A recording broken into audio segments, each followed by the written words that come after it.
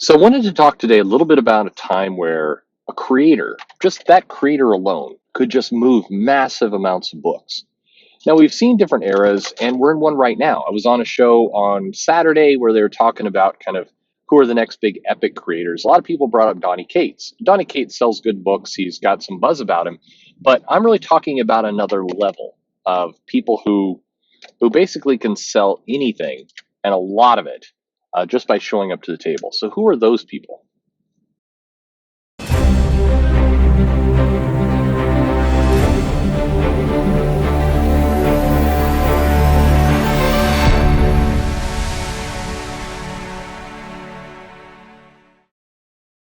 Everybody, this is Perch. We've talked before about kind of creators who, or books that could kind of sell themselves, or kind of the big epic moments. And from running a comic shop, I mean, I'm thinking about those moments where you just had so many books moving out. And if you're working your way backwards, I think the last time you had one of those, I mean, every now and then you get something like the Batman Dam situation where there's a controversy to the comic, or Punchline coming out and everything else. But those are that's not exactly the same. That's like the book got some buzz and then it sold out. It wasn't like you were moving 6, 10 boxes just filled with comics out the door.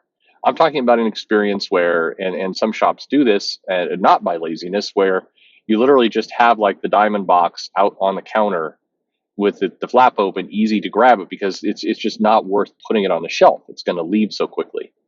When there was the death of Superman, that was definitely the case. We had a giant piles, and it wasn't worth. It wasn't a good idea to just take them out of the box. We had the black bag version, we had the regular, and you've got to have order limits. But ideally, a comic shop doesn't really want to have order limits. The reason a shop puts order limits on is simply, to make sure they're spreading it out, try to keep it as fair as possible to other people coming into the shop, and they're not letting speculators come in and grab things. But if you kind of knew that that was going to happen, again, not like the Batman Damned or Punchline situation, if you know it's going to happen, you would just order thousands of these comics. I mean, if you knew you were going to move them all, of course you would do that. But most of the time you don't know that's going to be the case. Like I mentioned, Death of Superman. There's been a number of different comics that have been that way, but it's been a while. Civil War was probably the last kind of big Marvel event that really kind of just flew out the door. Some of the New 52 sort of ish. When it first came out, there was certainly a lot of buzz, but it wasn't all equal by any stretch of imagination. The first issue of Batman with Capullo and Snyder was that way. I think the first issue of Morrison's Superman was that way a little bit. But generally they weren't. Civil War had a bigger, that series as it went on, particularly the last like 3 to 4 issues. It just it would just sell right out of the box. Same thing with the first season, first set of Ultimates. Kind of had that same general vibe to it. But going further back, I mean, the time when it was really nuts was really in the 90s, in 91 to about 94. You had comics that came out like that. The first issue of Wildcats, the first issue of Youngblood, to some extent, the first issue of Cyberforce, but really those two. And then Spawn. The first issue of Spawn was mammoth. Spider-Man 300, the first issue of Todd Mcfarlane's Spider-Man. That was a huge one. The Jim Lee X-Men, when that title relaunched with the different covers, that was where you just had comics flying out of the store. And nothing lasts forever. Certainly, creators that are hot once are not the same as today.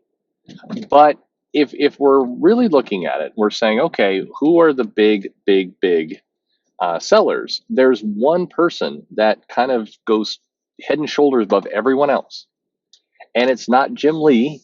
Although many people go there, Jim Lee has certainly sold a ton of comics, and none of this is saying like, oh, they're not worthy or they're not good comic sellers. I'm not saying that at all. I'm just saying there is one person who has just a huge track record that lasted for quite a while of moving just massive amounts of comics, and that's Todd Mcfarlane.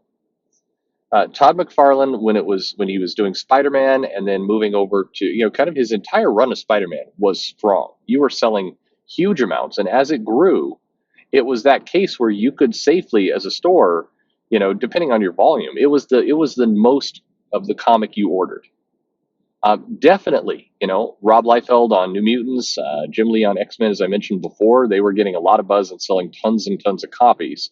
But even there, it was still your number one mover out the door.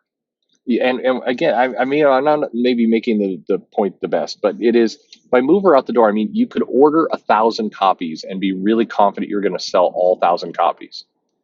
I remember with Jim Lee's X-Men, for example, I ordered 4,000 copies of that comic, and I moved them all. They didn't all go out day one, and there was definitely some covers, and a lot of that was based on the covers and everything else. When we got past the variant copies, not when we got past the different versions of that comic that was going out to market, then the number two, number three, they still sold, but we weren't moving that volume. But when we had Todd Mcfarlane's Spider-Man, the adjectiveless Spider-Man, it wasn't the best. That Spider-Man series revealed he wasn't maybe the most amazing writer.